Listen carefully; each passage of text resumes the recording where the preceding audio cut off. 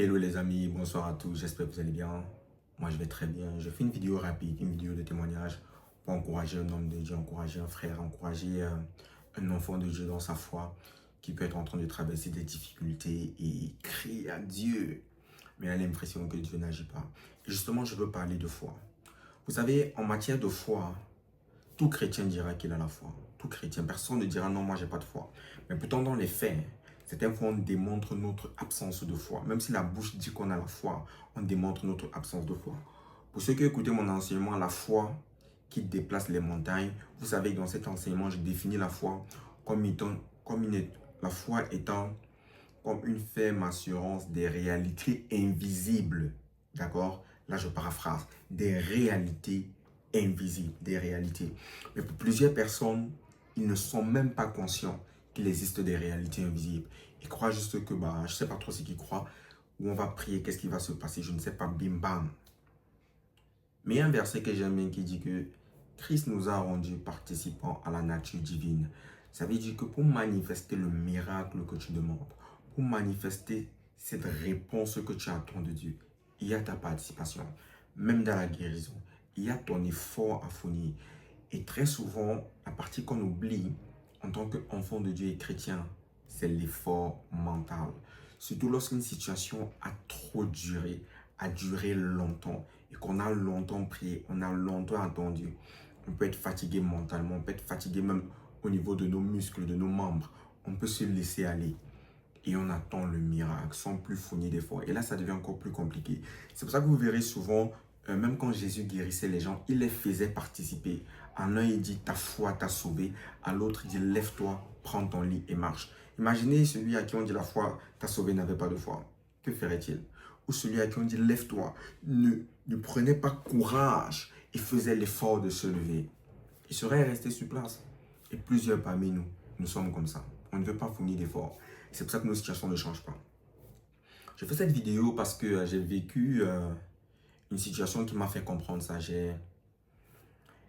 Dans le travail spirituel que je fais, dans les accompagnements avec les gens, les familles, dans le ministère, j'ai eu une répercussion spirituelle très forte dans le combat spirituel. Pour ceux qui sont engagés dans ça, vous comprendrez ce que je dis. Et pendant un bon bout de temps, je ne marchais pas. Je boitais. C'était tellement douloureux que certaines fois, pour que je puisse avancer, j'ai rampé. Pour vous dire combien ça faisait mal. Et une petite parenthèse pour aider les gens. Il faut savoir que l'attaque spirituelle, on ne soigne pas ça à l'hôpital. L'hôpital peut empirer. Je referme la parenthèse. Il y a autre chose que je peux dire, mais je préfère seulement d'avoir attiré l'attention là-dessus. Donc, ce qui fait que j'ai boité pendant longtemps. C'était extrêmement douloureux. Et certaines fois, je rompais pour avancer.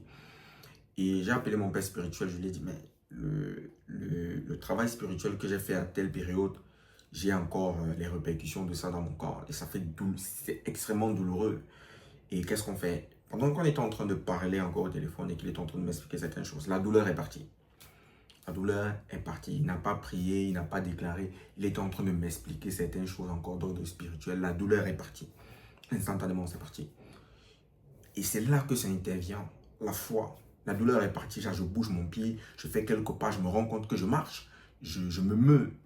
Il n'y a plus de douleur. Il n'y a rien. Je m'arrête.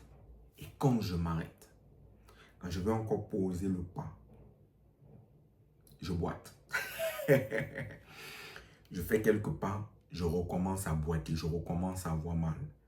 Et c'est là où je me suis dit mentalement que non, je suis guéri. J'ai dû faire l'effort d'adapter ma démarche à marcher normalement. Pourtant, c'était douloureux. Et là, maintenant, intervient l'effort mental. Parce que j'ai mis longtemps avec cette douleur.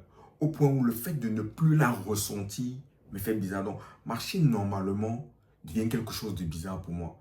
Parce que la norme, c'était de boiter, c'était de souffrir. Est-ce que vous comprenez comment la vie peut basculer? La norme, c'était de boiter. Mais maintenant que je suis guéri miraculeusement par la grâce de Dieu, c'est mentalement que ça se joue.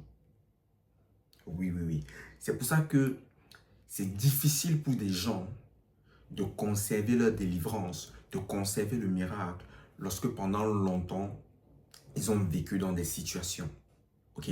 C'est pour ça que lorsque le peuple d'Israël est sorti d'Égypte, ils ont été délivrés de la main de Pharaon, délivrés de l'esclavage. Plusieurs ne sont pas entrés dans la terre promise. Parce que bien que délivrés de l'esclavage, ils étaient encore esclaves dans leurs pensées, dans leurs croyances, dans leur mentalité, dans leur manière de se voir. Ils se voyaient toujours esclaves. Et c'est pour ça que plusieurs chrétiens, vous ne vivez pas le surnaturel divin. Parce que vous êtes seulement là, vous croyez seulement que l'effort c'est le pasteur, l'effort c'est l'homme de Dieu, l'effort c'est la prière. Lorsque l'onction est relâchée, qu'une parole prophétique est relâchée, une déclaration, une manifestation de puissance, il est de votre responsabilité, vous chrétiens, de la saisir et de vous comporter désormais conformément à la saison qui a été relâchée dans votre vie. Et cela demande un effort mental. Dans mon cas d'espèce, vous voyez, pour retrouver ma marche, j'ai dû me dire à moi que je suis guéri, que j'ai déjà marché. Et maintenant, faire l'effort et refuser mentalement. Parce que là, je ne dirais pas que c'est la foi, mais là, c'est mental. Parce que c'est une bataille mentale, c'est une autre bataille spirituelle qui est dans l'esprit et dans le mental. Pour qu'ici, tu acceptes le changement. Sinon, tu peux guérir d'une maladie peut-être incurable, tu peux guérir d'un handicap, tu peux guérir de certaines choses momentanées. Mais parce qu'ici, tu es tellement resté dans la douleur que la douleur, tu la ressens toujours.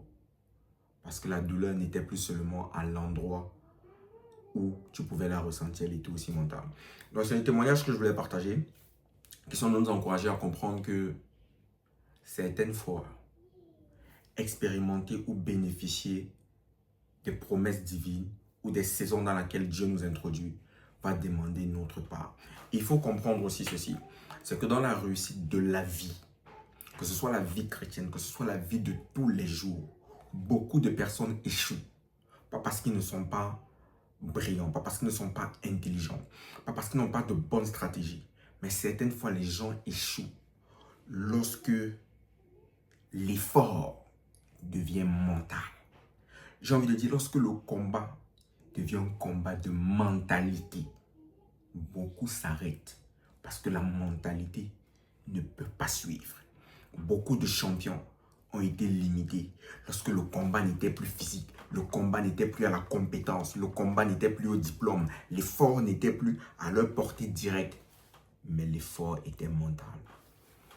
Et plusieurs n'ont jamais traversé la ligne d'arrivée. Ou au lieu d'être les premiers qu'ils étaient, les dévanciers qu'ils étaient, ils sont devenus les derniers. Donc réfléchis là-dessus et on se donne rendez-vous très prochainement. D'ici là, porte-toi bien et à très bientôt. Allez, ciao.